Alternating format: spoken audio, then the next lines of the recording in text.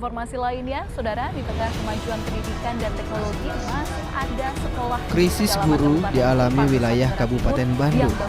Saat ini Kabupaten Bandung kekurangan tenaga pengajar dari mulai PAUD hingga SMP sebanyak 60 orang. Hal ini disebabkan karena setiap tahun guru yang berstatus pegawai negeri sipil menurun. Jumlahnya karena pensiun, sedangkan untuk rekrutmen PNS guru berkurang. Siswa harus belajar di halaman sekolah. Oke, berbicara mengenai pendidikan di Indonesia memang tidak akan ada pernah habisnya. Dan tentu kita tahu bahwa masih banyak sekali masalah-masalah di dunia pendidikan kita. Dan sudah beragam pula upaya yang pemerintah coba lakukan untuk mengatasi masalah-masalah tersebut. Salah satu masalahnya adalah kekurangan fasilitas dan tenaga pendidik di beberapa sekolah-sekolah di Indonesia. Dan salah satu solusinya yaitu dengan adanya pembelajaran kelas rangkap. Namun ternyata pembelajaran kelas rangkap bukan hanya dialami oleh negara yang sedang berkembang saja, akan tetapi di negara maju sekalipun masih menerapkan yang namanya pembelajaran kelas rangkap. Misalkan di negara Amerika Serikat, Australia, Inggris, dan lain sebagainya. Hal inilah yang menjadikan pembelajaran kelas rangkap sudah menjadi suatu hal yang wajar dalam dunia pendidikan.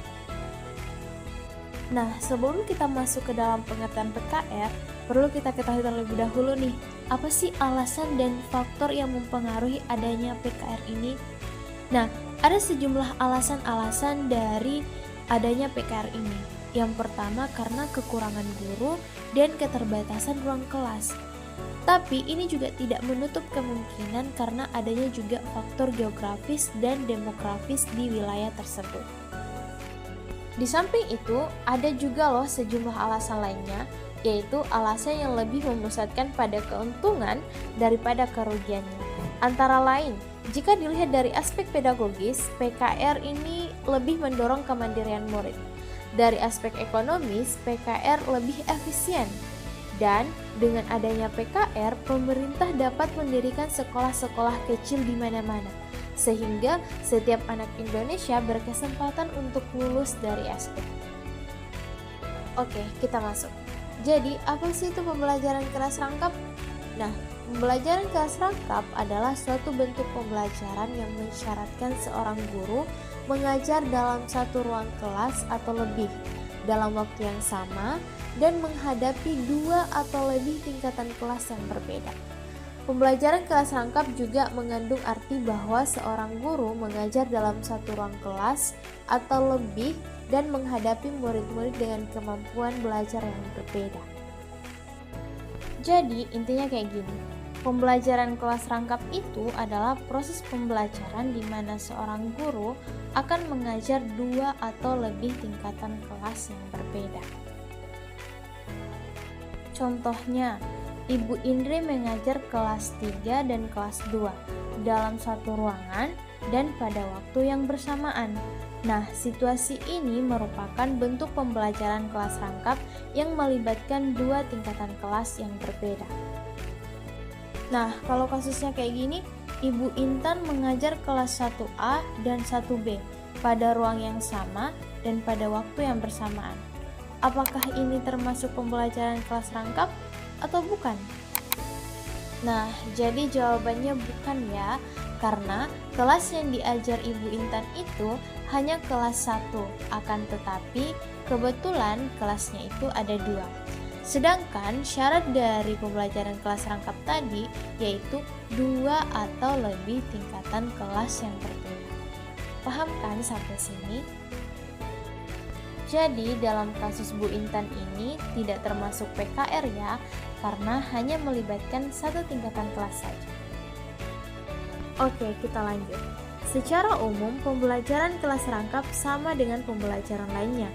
Akan tetapi, secara khusus, ada beberapa prinsip-prinsip yang harus dikuasai oleh guru PKR, yaitu yang pertama, keserempakan kegiatan belajar mengajar.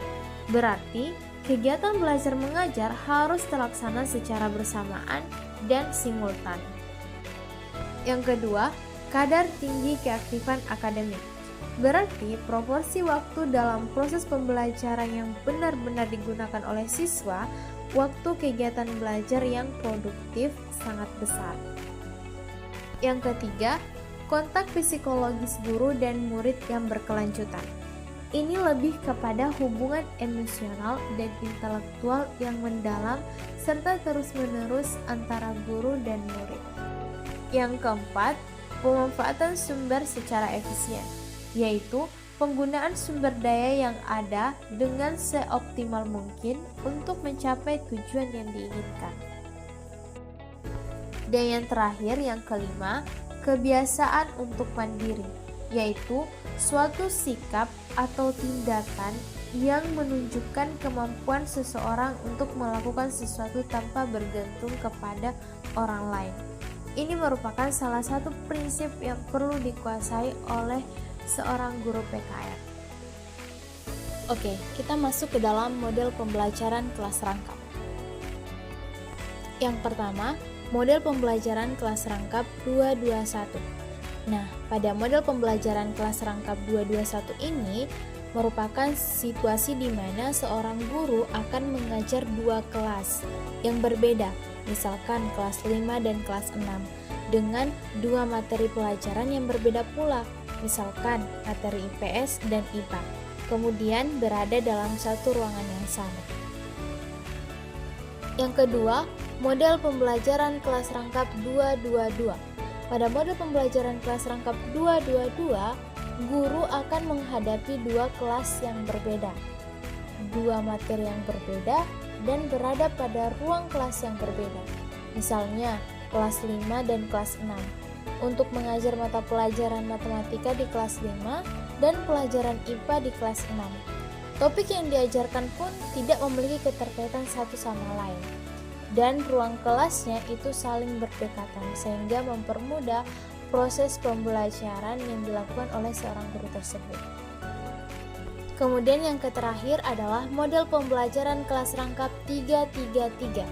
Pada model pembelajaran kelas rangkap 333, guru akan menghadapi 3 kelas yang berbeda untuk mengajarkan 3 mata pelajaran yang berbeda pula. Misalnya, kelas 4 dengan mata pelajaran matematika, kelas 5 dengan mata pelajaran IPS, dan kelas 6 dengan mata pelajaran IPA dalam 3 ruangan yang berbeda pula.